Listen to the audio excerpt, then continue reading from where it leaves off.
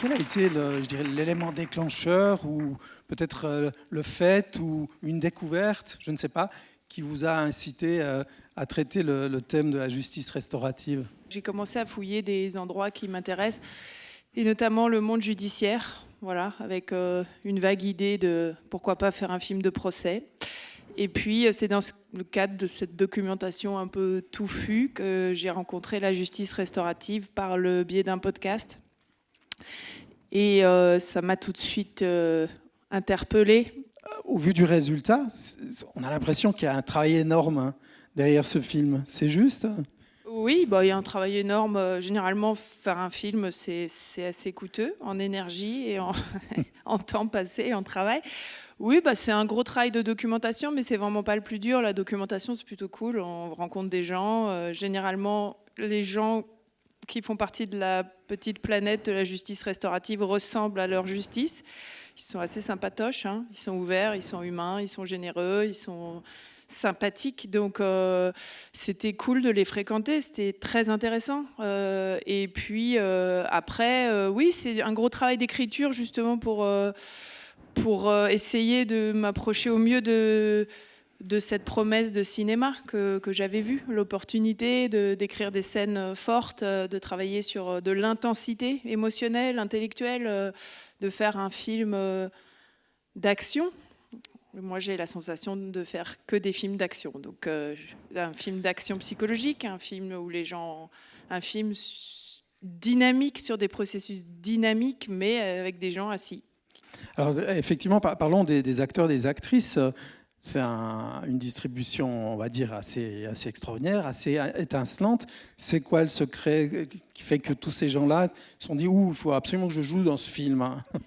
J'écris toujours pour les acteurs, pas spécifiquement, parfois en pensant à des acteurs en particulier, mais moi je sais que mon plaisir de réalisatrice et de spectatrice est toujours conditionné au plaisir que vont prendre les acteurs à jouer.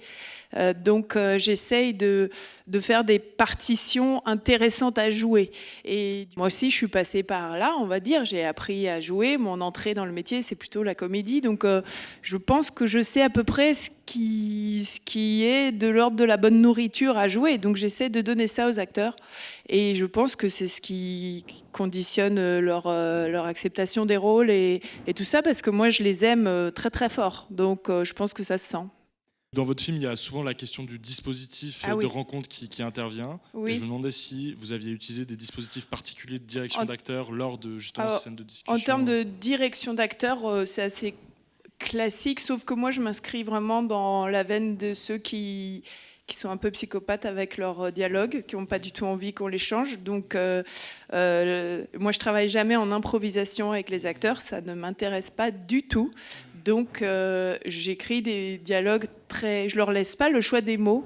Je leur laisse pas le choix de la partition. C'est plus, moi, je viens du théâtre, donc c'est un petit peu comme ça qu'on travaille au théâtre aussi. On a une partition, on la respecte.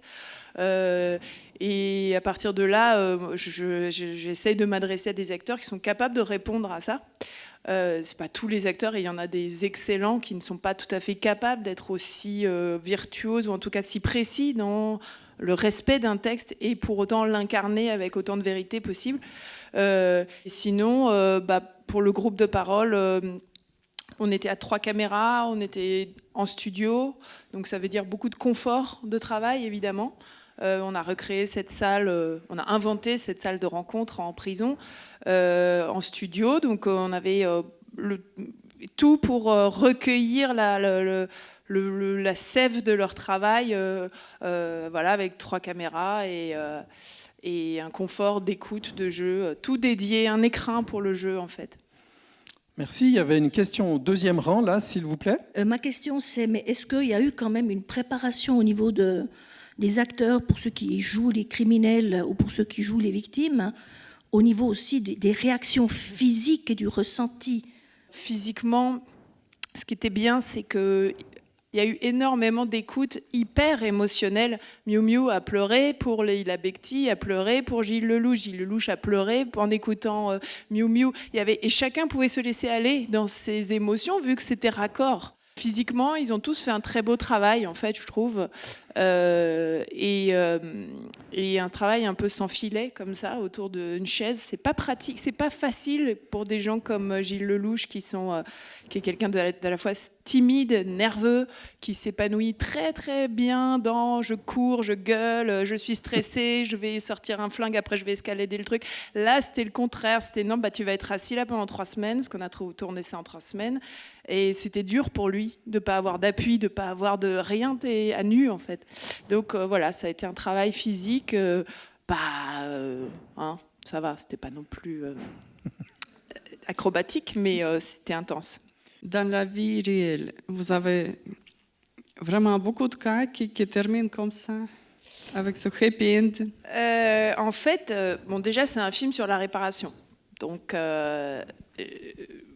j'entendais que le maximum de personnes dans ce film qui étaient cabossées, abîmées, voire meurtries, en sortent un peu moins meurtries qu'avant et un peu sur un chemin de réparation.